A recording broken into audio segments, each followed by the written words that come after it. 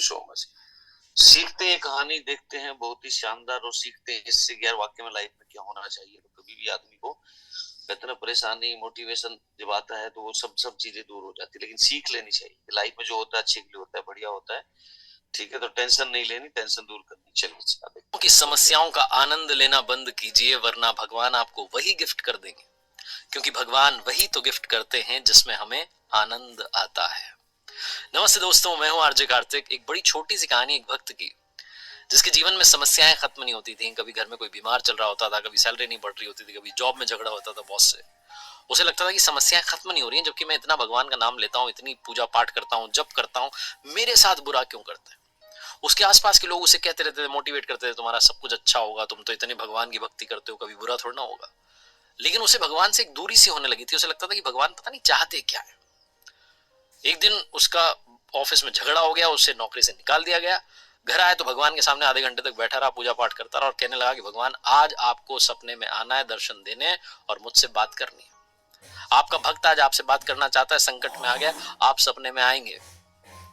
इतना उसने भगवान से कहा।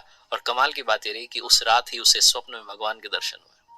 जैसे ही भगवान दिखे, उसने तो भंडार लगाया हुआ था समस्याओं का, बोलता चला गया, आप क्या कर रहे हैं, मैं देखता हूँ आसपास लोगों को, गलत काम करने वाले मजे में घूम रहे हैं और मैं अच्छा काम करने वाला इंसान जो हूँ, मुझे एक के बाद एक प्रॉब्लम्स का सामना करना पड़ता है। मुझे समझ नहीं आ रहा भगवान आप चाहते क्या हो। भगवान ने कहा, तो चक्र है, प्रकृति का नियम है, घूमता रहता है, हानि लाभ तो सहना पड़ता है। उस भक्त ने कहा, मुझे नहीं पता, मुझे आप समाधान दीजिए, मुझे अभी सोल्यूशन चाहिए। भक्त की नादान सी बातें सुनकर के भगवान ने कहा, चलो ठीक है, मांग ही रहा है तो समाधान देते हैं। तो जहां दर्शन दिए थे, उस दृश्य में एक बहुत बड़ा बरगद का पेड़ पीछे दिखाई दे रहा था। भगवान ने भक्त से कहा, तुम्हें दिख रहा है पेड़? उसने कहा, दिख रहा है। भगवान ने कहा, काम करो, तुम्हारी जितनी समस्याएं हैं सारी लिख करके, पर्ची बना करके एक पोटली में डाल करके जाओ और वहां बांध के आ जाओ, सारी की सारी गायब हो जाएंगी।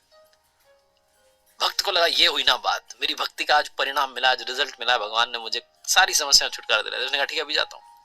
भगवान ने कहा, सुनो, लेकिन एक शर्त है, और शर्त यह है कि वहां जाने के बाद, अपनी पोटली बांधने के बाद जब वापस आओ तो एक पोटली उठा करके लाना, एक तो तुम्हें लेकर के आनी पड़ेगी, ये एक्सचेंज ऑफर है। भक्त ने कहा, ठीक है, देख लेंगे। उसने फटाफट से अपनी जितनी समस्याएं थी अलग अलग पर्चियां बनाई, रखी, पोटली बनाई, लेकर के गया पेड़ के पास, जाकर के बांधी। एक्साइटमेंट था कि सब खत्म होने वाली है, समस्याएं गायब, जीवन में सब अच्छा होगा। वापस आने लगा तो उसे याद आया कि एक पोटली उठा करके लानी थी। कौन सी उठाए? सबसे छोटी वाली पोटली ढूंढी उसने। जैसे उसे खोल रहा था, लेकर के आ रहा था, उसे लगा कि कहीं इसके अंदर कोई गंभीर बीमारी ना हो, मेरी जान ना चली जाए, वापस छोड़ दी। दूसरी छोटी पोटली ढूंढी, उसके पास गया तो उसे लगा कहीं इसमें ऐसा ना लिखा हो कि मेरे किसी अपने की डेथ होने वाली है। उसने डर के मारे उसे भी छोड़ दिया। तीसरी पोटली के पास गया तो उसे डर लगा कि कहीं इसमें ऐसा ना लिखा हो कि मेरे किसी करीबी को बड़ी बीमारी हो जाए, पूरे जीवन परेशान रहे। उसने उस पोटली को भी छोड़ दिया। चिल्लाने लगा, कहने लगा, भगवान, ये कौन सा ऑफर है?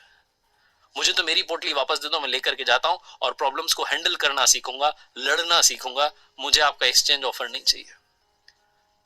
भगवान मुस्कुराकर कहने लगे, बस यही बात तो समझाना चाहता था, देरी से सही तुम्हें समझ में आ गया।